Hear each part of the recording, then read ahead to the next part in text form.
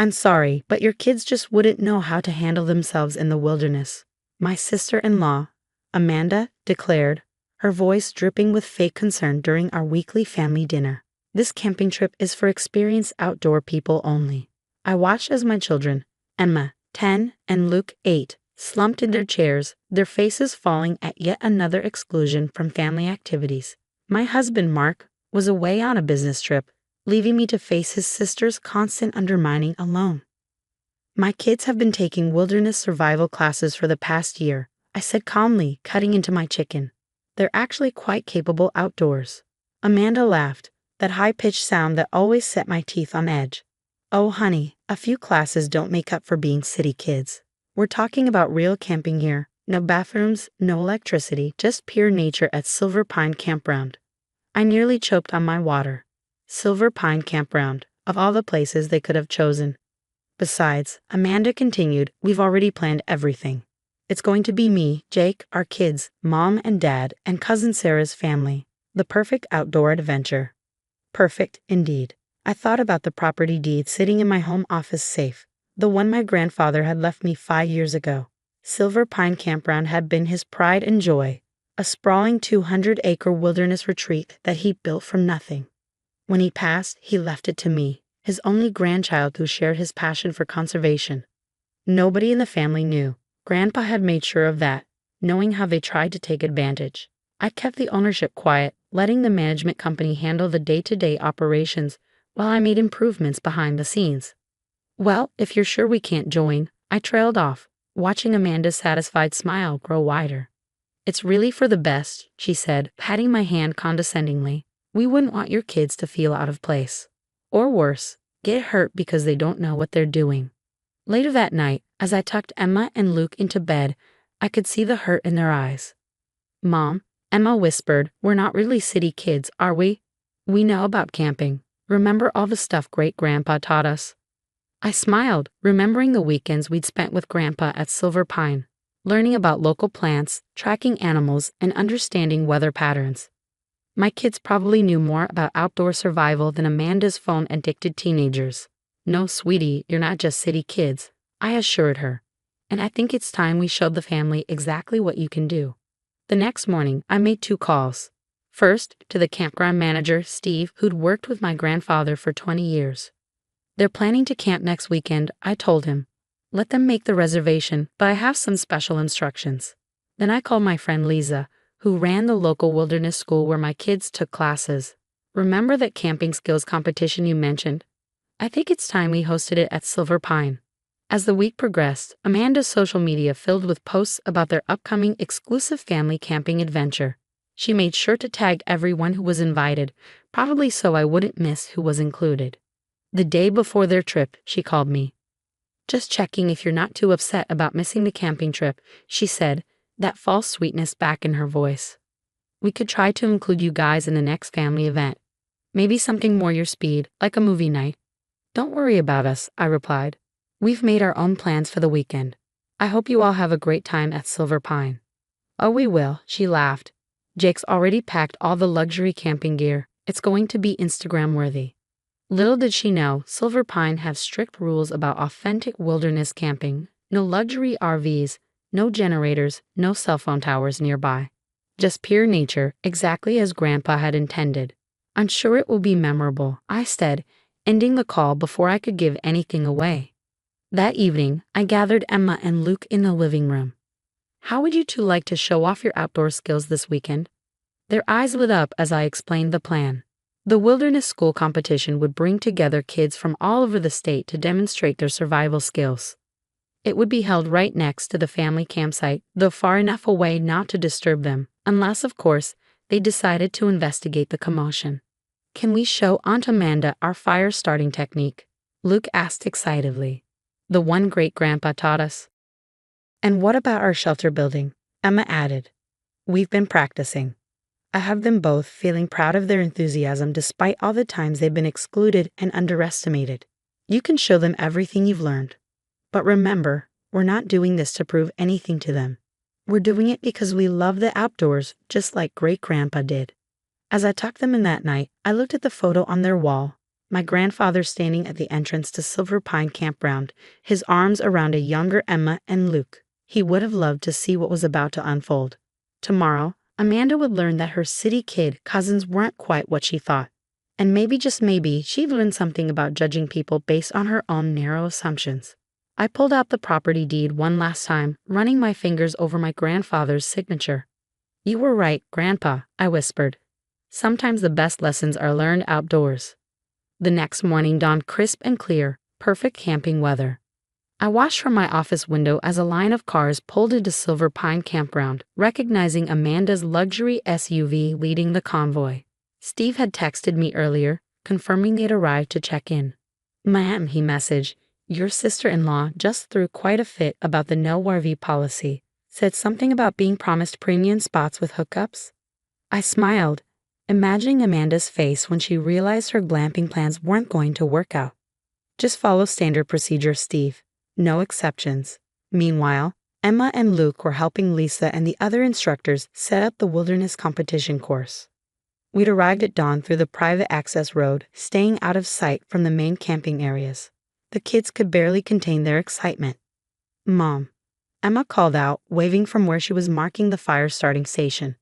"We can hear Aunt Amanda from here. She's really loud." Indeed, Amanda's voice carried across the morning air.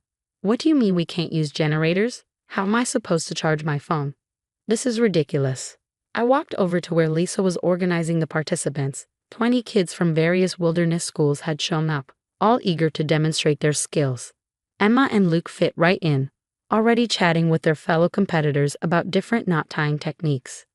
"Your kids are natural leaders," Lisa commented, watching them help younger participants practice. "Just like their great-grandfather. He would have loved this." Around mid-morning, we heard the first sounds of the family settling into their campsite. Through the trees, I could see them struggling with their tents, obviously unused to actual camping. Amanda's teenagers sat on their phones, trying to find non-existent signals, while their father, Jake, attempted to start a fire with lighter fluid, strictly against campground rules. "Fire hazard," Steve called out, confiscating the lighter fluid. "You'll have to do it the traditional way." "This is impossible." Amanda's voice rang out. "How do people live like this?" That's when we started the competition. The sound of drums, traditional wilderness school signals, echoed through the trees. I saw heads turning at the family campsite, curiosity piqued. "Welcome to the first annual Silver Pine Wilderness Challenge," Lisa announced through a battery-powered megaphone. "Competitors will demonstrate essential outdoor survival skills in honor of the campground's founder." I watched as my children lined up with the other participants. They looked confident, prepared, and absolutely in their element. Emma had her hair braided back practically, wearing the hiking boots Grandpa had given her for her last birthday. Luke stood tall in his wilderness school vest, covered in well-earned merit badges. The first challenge was shelter building. Teens have 30 minutes to construct a weather-resistant shelter using only natural materials. I noticed movement at the family campsite. People were wandering over to watch. "Mom," Sarah's youngest whispered loudly, "those kids are building better tents than ours." Emma and Luke worked seamlessly with their team, using techniques they perfected through countless practice sessions. Their shelter took shape quickly, sturdy, well-designed, and completely weatherproof. "Is that Emma and Luke?" I heard my mother-in-law's surprised voice. "What are they doing here?" The next challenge was fire starting, using traditional methods only. Luke stepped up confidently, demonstrating the bow drill technique Grandpa had taught him. Within minutes, he had a small flame going, nurturing it carefully into a proper campfire. "But they're city kids." Amanda's voice carried across the clearing. "How do they know how to do this?" I finally turned to acknowledge the growing crowd from our family campsite. "They're not just city kids," I said calmly. "They're their great-grandfather's grandchildren, and they've been learning from the best." "What do you mean?" Amanda demanded, her face flushed with either embarrassment or anger, possibly both. Before I could answer, Steve approached with his clipboard. "Ma'am," he said to Amanda, "I need to speak with the property owner about your multiple violations of campground rules. Do you know where I can find her?" All eyes turned to me as I raised my hand. That would be me. The silence that followed was deafening. Amanda's mouth opened and closed several times, no words coming out. My mother-in-law grabbed her husband's arm for support. The teenagers finally looked up from their phones. You own Silver Pine. Amanda finally managed to sputter. Grandpa left it to me 5 years ago, I explained, pulling out a copy of the deed I brought along. Just in case. He knew how much the kids and I loved it here. How much we respected the land and understood true camping. But why didn't you say anything when I was planning this trip? Amanda's voice had lost its usual condescending tone. Would you have believed me? I asked quietly, or would you have assumed I was lying, just like you assumed my kids couldn't handle the outdoors? In the background, Emma and Luke's team was being awarded first place for the shelter building competition. My children beamed with pride, their accomplishments speaking louder than any argument I could make. I think my father-in-law said slowly, "We all owe you and the kids an apology." Amanda looked like she swallowed something sour, but nodded reluctantly. "We shouldn't have excluded you," she admitted, "or made assumptions about the kids." I watched as my children accepted their awards, standing tall and confident in front of everyone.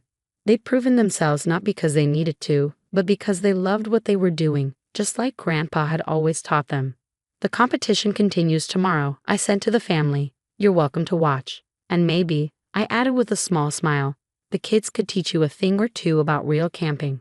As the family walked back to their campsite, looking significantly humbled, I heard Luke call out, "Hey, Aunt Amanda. Want us to show you how to start a fire without lighter fluid?" Sometimes, the best revenge isn't about getting even.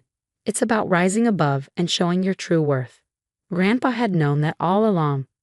The rest of the weekend unfolded in ways I never expected. By Saturday evening, our formerly divided family had transformed into something entirely different. Emma and Luke, initially excluded for being city kids, were now the campsite celebrities. Like this, Aunt Amanda, Emma demonstrated patiently, showing her aunt how to identify edible berries during the foraging competition. Great-grandpa taught us that these darker ones are sweeter. Amanda, her designer camping outfit now legitimately dirty, actually listened. The condescension had faded from her voice, replaced by genuine interest. Your grandfather really taught you all this?